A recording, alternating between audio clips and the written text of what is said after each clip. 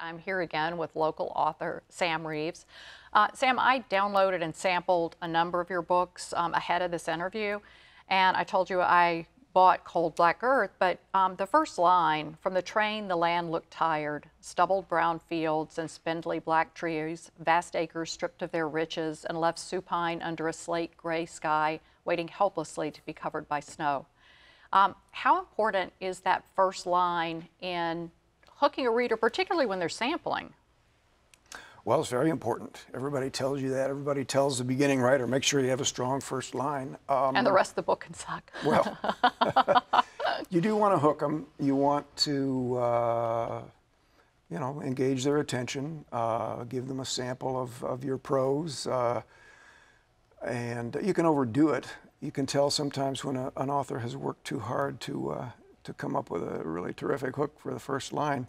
I just try and get the story rolling with something, a sentence that is in some way interesting, either by, the action it depicts, or here I was just trying to set a mood, of Illinois farm country in late fall, early winter, because that's when the story opens.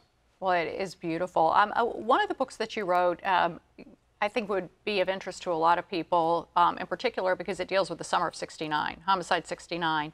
Can you give us a synopsis of that? I thought it was great. Thank you. Homicide 69 is, on the surface, it's a police procedural.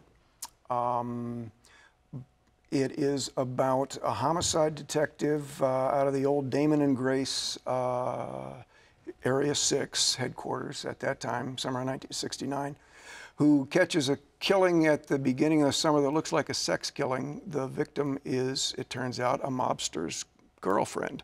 And as he investigates, it becomes apparent that it's more than just a sex killing, and it leads him into a whole world of mob intrigue and political corruption. 1969 was kind of the high water mark of outfit power in Chicago before the feds came in the 70s with RICO and other tools and eventually broke the power of the Chicago outfit. So it's a book about that. It's about organized crime and corruption in Chicago. It's also just about the crazy time that was the late 60s. Summer of '69, there was the moon landing and Woodstock and the Manson killings and all this crazy stuff went down. The famous Cub collapse at the end of the summer. And so I just threw all that into the book. It was just a really interesting time in our city and in our country, and so I set this sort of epic crime investigation against the background of all of the crazy stuff that was going on that summer. I thought that was really, really enjoyable. You also write under the name Dominic Martel, which is a totally different arena. Totally different arena, different name for a different product. The Dominic Martel books, there are 3 of them, they were first published in Britain, and the British publisher asked me for a new pen name because, as he said, Sam Reaves sounds so American, we need something more continental for these books. Ooh. Because they're set in Europe.